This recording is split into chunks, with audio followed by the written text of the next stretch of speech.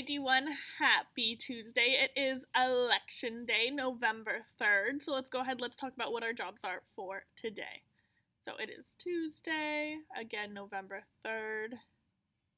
Let's go ahead, let's look at our schedule. So first things first, we have our morning work. We have our irregular verbs. Remember, we're talking about some verbs, what happens when we take them from present tense and change them to past tense. We notice that not all verbs work the same. For example, see, to see something.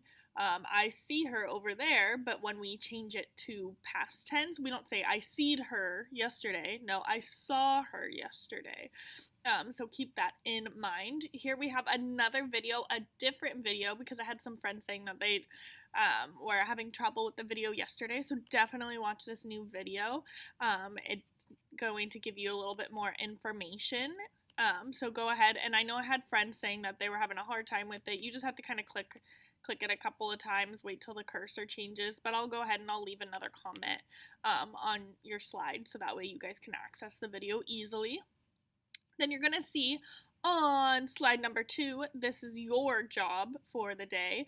You are going to go ahead and you are going to not only have to change some of these present tense verbs into the correct past tense, but you are also going to have to go back and change some of the past tense to present tense.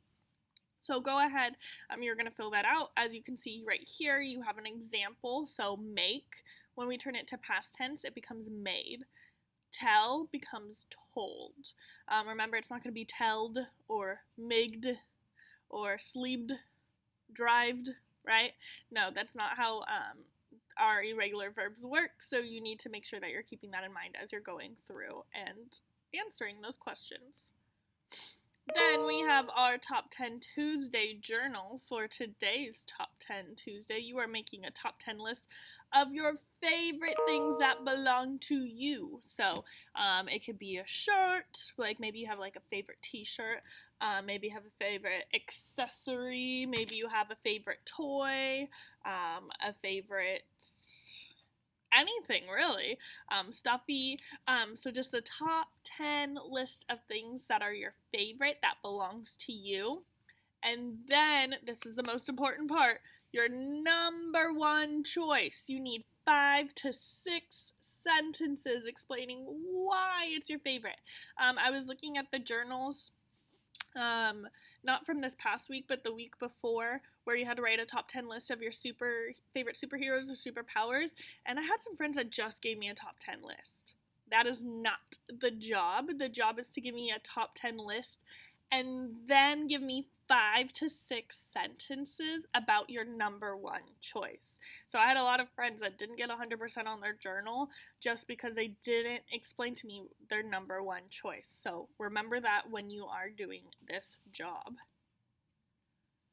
Then you have your Zoom at 9 with Miss Walsh and Mr. Gibbons. We look forward to seeing you. We love getting to spend time with you. Then at that 9:55 time, we're going to go ahead.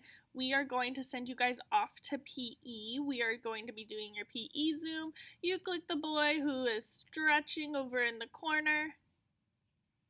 And you're going to see you have a link to the class website. And you're going to go ahead and press the orange button. Remember, you have PE at 10 o'clock, so make sure that you get there on time so you can learn with Miss H. Then you have your break. After your break, you're going to go ahead and do your prefix and suffix practice. You click the YouTube icon. It will take you right there. Remember, practice, practice, practice. This is how you become. This is how you become a stronger reader. So make sure that you are practicing this daily. Then you have your text features reading and quick check. You're going to press the orange book. Today in Zoom, we are going to be talking about text features. We are going to be using the story from Phonograph to Playlist. So if you have not read that yet, you need to make that happen today. And so we're going to go ahead, we're going to go through and we're going to use that story to help us talk about text features. And then you're going to go ahead and later today you have this activity where you are reading or listening to the story about the layers of the earth. And so again, you have the speaker right here if you'd like to listen to the story. And you can see that there's all these really, really cool text features happening. You notice right here, there's some text features. Over here, there's some text features. And then you're going to notice that there's these highlighted boxes on the side here. This is really, really important for your job on slide number 2. So you can see it says, what are the different layers of the earth? Use the text and the text features to help you. So you are going to type in the red box, the different layers of the earth are, then you're going to come back to slide 1, and you need to take this red box and put it over the text feature that helps you tell you the different layers of the earth. So you need to, again, this is how you're going to highlight, because for the other ones, you are going to go ahead and highlight the text. You don't have the text to highlight here, so you need to, it's going to be a picture, one of the text features, the visuals. So you're going to take this guy and you're going to put it over one of the visuals that you have. Then you're going to tell them what exact image helps you. So you're going to type it right here, as well as highlighting it on slide 1. Then it's going to say what is the cutaway showing. And so you're going to go ahead, you're going to answer the questions, and then you're going to put the letter of the correct answer right here.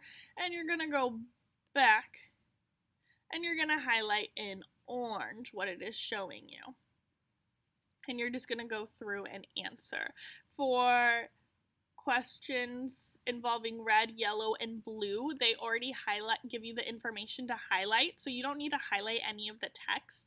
But for orange, green, and purple, you need to go back and you're going to be highlighting with those colors. So keep that in mind. I know this is kind of different and it's a little tricky, so we're being really flexible about it, and we can always come back to it and fix it. So just try your personal best. Again, this is a newer skill that we're practicing, so just try your personal best with it. And then we have lunch. After lunch, you are going to be continuing practicing multiplying with multiples of 10. So yesterday, you not only completed a hundreds chart where you highlighted all the multiples of 10, you also had to solve some problems by clicking and dragging the sunset over the correct answer.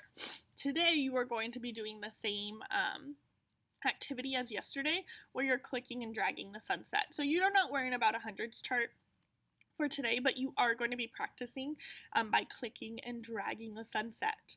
Be careful, because you might see some questions about zero property, identity property. So keep that in mind, what happens when we have 0 and what happens when we have 1 in our problem. Make sure that you're keeping that in mind as you're solving. And then finally, you have iReady Reading, 30 minutes. And oh my goodness, it's telling me it's time to wrap it up, Miss Walsh. You have iReady Reading for 30 minutes, and then after that, it is cleanup. Yeah, so if you guys have any questions, please let me know. Otherwise, I look forward to seeing you guys at Zoom, and I hope you have a great rest of your day. Bye, D1.